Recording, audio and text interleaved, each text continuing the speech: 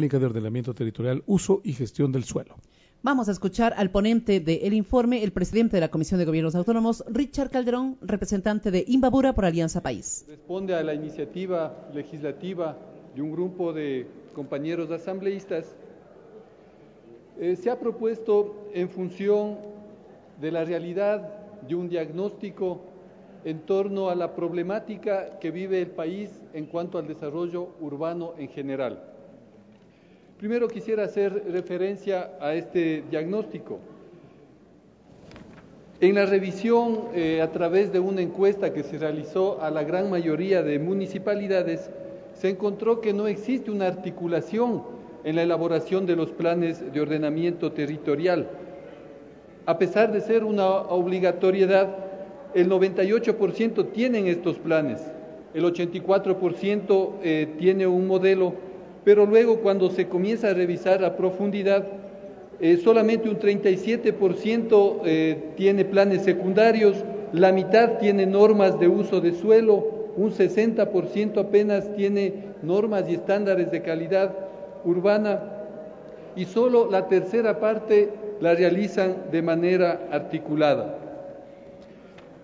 Así también los alcances, los contenidos de los planes de ordenamiento son diversos, por lo que se necesita una homologación, una estandarización, cierto es, dependiendo de la realidad de cada uno de los territorios, pero al menos parámetros que permitan ejercer de mejor manera esta competencia de ordenamiento territorial de los gobiernos autónomos descentralizados. Hemos visto cómo ha existido en prácticamente todas las ciudades del país un crecimiento desorganizado, lo que ha causado graves problemas de seguridad, de falta de espacios públicos e incluso de ese acceso a la recreación que determina una adecuada planificación de las ciudades. Y por supuesto una falta de control por parte de las instancias del Estado que por la Constitución y por la normativa tienen esta competencia. Vemos, como se ha mencionado en la lectura del informe, que no existe una compatibilidad entre la vocación del suelo y el uso que se le determina al mismo. Todavía hay un alto déficit de servicios básicos, especialmente en el área rural, y una gran diferencia entre lo urbano y lo rural. La frontera agrícola cada vez disminuye, dado el crecimiento desorganizado de las ciudades. Un dato que es muy preocupante: solo 10 municipios del país cumplen con una recomendación de la Organización Mundial de la Salud de tener 9 metros cuadrados por habitante de espacios verdes, es decir, solo 10 municipios, del 5% del total. Un dato de la Cámara de la Construcción de Pichincha explica que el 70% de las construcciones tienen un alto grado de informalidad. Y lo que es más grave, un 20% de los hogares se ubican en asentamientos de alto riesgo, lo que pone incluso en juego la vida de esas personas y que se ha visibilizado en el último invierno con mayor claridad. Yo quisiera aquí hacer mención a algunos datos de prensa de los últimos meses, en donde se establece claramente la precariedad en la que se desenvuelven especialmente los barrios urbanos marginales. Las ciudades son inequitativas, solo para citar un ejemplo, ni siquiera existen estándares básicos para la accesibilidad de las personas con discapacidad. Los mismos medios de comunicación establecen que las ciudades crecen más bien en función de intereses particulares y no de los intereses de la colectividad, de toda la ciudadanía. Se ha expresado aquí en los medios en los últimos días la falta de normativa, la falta de una acción responsable por parte de las autoridades del Estado. Es por eso que vemos fundamental que desde un marco normativo se puede establecer mayores instrumentos, mayores elementos para que efectivamente los gobiernos autónomos descentralizados y con mayor atención los municipios puedan desarrollar de mejor manera las competencias que tienen por mandato constitucional. La propuesta de ley que se debate en este día tiene un respaldo constitucional en la medida en que busca garantizar los derechos establecidos en la Carta Magna. Aquí están, por ejemplo, los derechos a la ciudad establecidos en el artículo 31, el derecho a una vivienda segura, saludable en el artículo 30. De igual manera, desarrolla lo que establece el régimen de competencias. Si leemos con atención un artículo que ha sido debatido e interpretado en las últimas semanas, que es el artículo 264, podemos colegir que lo que busca este artículo es que efectivamente sean los municipios los que ejerzan esta competencia, pero lo deben hacer de una manera articulada con el fin de regular el uso y gestión de suelo. Así lo establece el literal 1 y 2 de la Constitución. Asimismo, podemos ver el artículo 409, en donde la misma Constitución ordena que la Asamblea Nacional determine un marco normativo para el suelo. Y lo que estamos haciendo en esta propuesta es precisamente eso, evitar que este recurso fundamental para el desarrollo de los habitantes del Ecuador pueda ser tratado de una manera irresponsable. Y el artículo 415 de la Constitución determina que el Estado y los gobiernos, el Estado central y los gobiernos autónomos descentralizados adoptarán políticas integrales y participativas de ordenamiento territorial con la finalidad de manejar de una manera responsable el suelo. Ya en el desarrollo mismo, en el contenido mismo de la norma, voy a mencionar lo que determina, por ejemplo, el artículo 132 y 133 de la Constitución. Establece que la Asamblea, mediante leyes orgánicas, puede regular las competencias de las municipalidades y de los gobiernos autónomos descentralizados.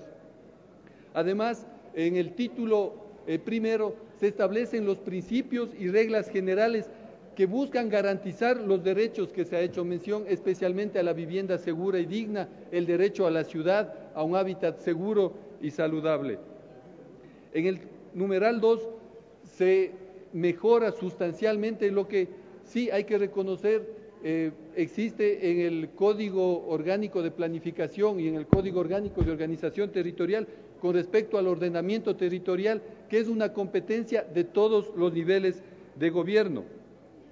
En el título 3, en cuanto al planeamiento del uso y la gestión de suelo, se desarrolla lo que ya mencioné, lo que establece el artículo 264, que deben existir también ciertos lineamientos generales para que de una manera articulada se pueda manejar el suelo de la mejor manera posible, en beneficio de los habitantes de cada uno de los territorios.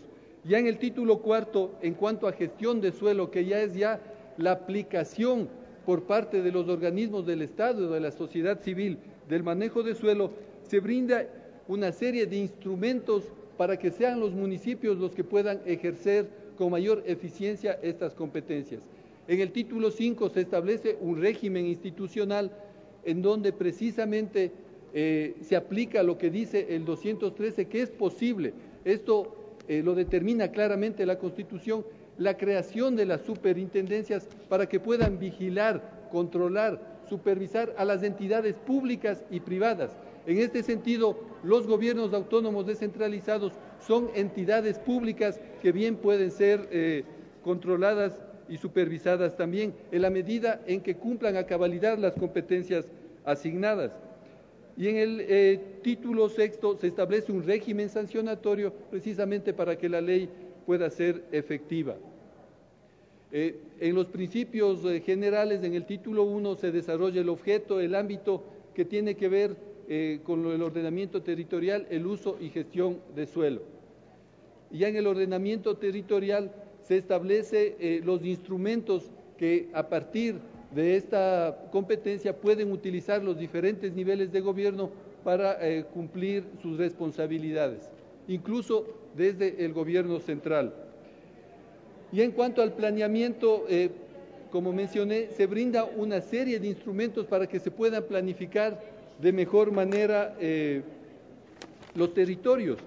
Por ejemplo, está la clasificación del suelo en urbano y rural. Esta ha sido una problemática en el ejercicio municipal, en la medida en que de manera discrecional cada municipalidad ha determinado diferentes definiciones para suelo urbano y para suelo rural. Esto ayuda sustancialmente para que, en términos generales, las municipalidades puedan determinar lo que es urbano y lo que es rural, y una subclasificación que en el caso de urbano es consolidado, no consolidado y de protección, y en el rural producción, extractivo, de expansión urbana y protección. En este caso, en la parte rural, se guarda las concordancias necesarias con el proyecto que se viene debatiendo en cuanto a la ley denominado Ley de Tierras.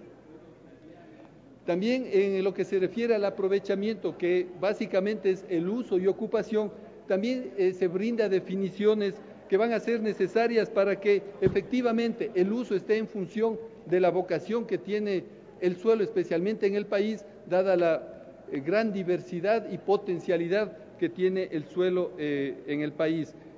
De igual manera, en cuanto a la ocupación, se determinan ciertas normas que van a permitir lineamientos generales en cuanto a la edificabilidad y a determinaciones morfológicas. Ya en el planeamiento en sí mismo se establece ciertos elementos en cuanto a los componentes que deben tener esta planificación, que en este caso sería el elemento estructurante y el elemento urbanístico. Además, la posibilidad también de tener planes parciales y sectoriales.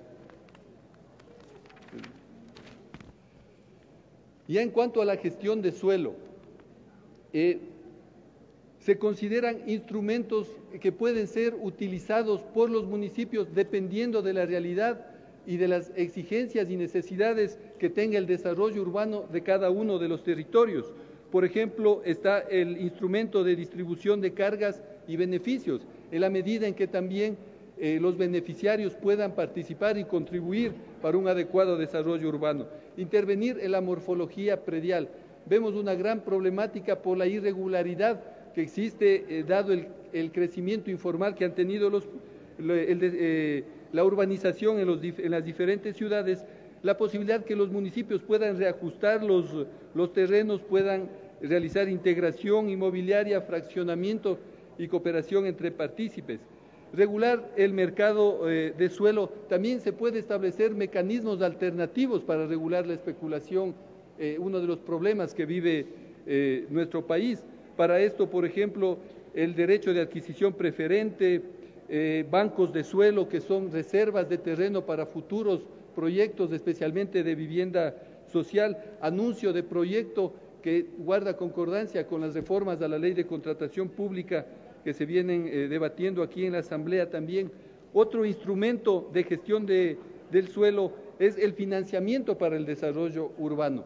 Hoy existen nuevas formas se están proponiendo nuevas formas para que las municipalidades puedan también capturar plusvalía. Cuando se aumenta la edificabilidad de un terreno, por ejemplo, cuando un terreno pasa de rural a urbano, los municipios, mediante estos instrumentos, pueden incluso mejorar sus ingresos. Y también se amplía lo que ya establece el COTAD en cuanto a la regularización de asentamientos de hecho, que es otra de los graves problemas que tiene el país. Hemos visto en los medios de comunicación que todavía se dan problemas de invasión en varias de las ciudades, especialmente en los sitios marginales.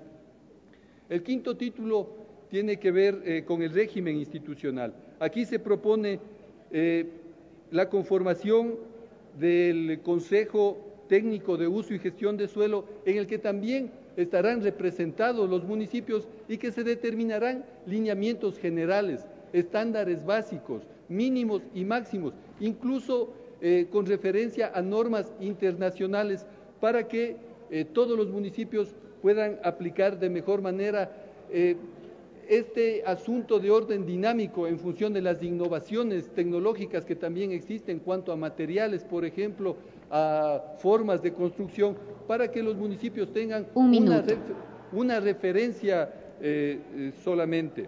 Y también se propone la creación de la Superintendencia de Ordenamiento Territorial, Uso y Gestión de Suelo, precisamente para que vigile que lo que aprueban los municipios mediante sus planes de uso y gestión de suelo, en efecto lo cumplan. He manifestado que en el artículo 213 claramente está esta posibilidad de que esta institución, la superintendencia, pueda establecer una supervisión, vigilancia y control de las acciones de las entidades públicas y privadas, en este caso de los gobiernos autónomos descentralizados e incluso del gobierno central, entendiendo de que esta institución forma parte de la función de control social y participación. Y finalmente, en el título 6, un régimen sancionatorio para que pueda ser efectiva la aplicación de esta ley. Estimo que es importante, urgente, que asumamos de alguna manera, desde la promulgación de una ley, la solución a esta problemática que vive el país, que precisamente también debe estar acompañada de la voluntad política de resolver lo que significa dotar a la población, a los habitantes, la aplicación de ese derecho a una vivienda segura, digna, a espacios públicos y en general a la ciudad, que debe construirse en función de los intereses generales y no particulares. Muchas gracias. Gracias.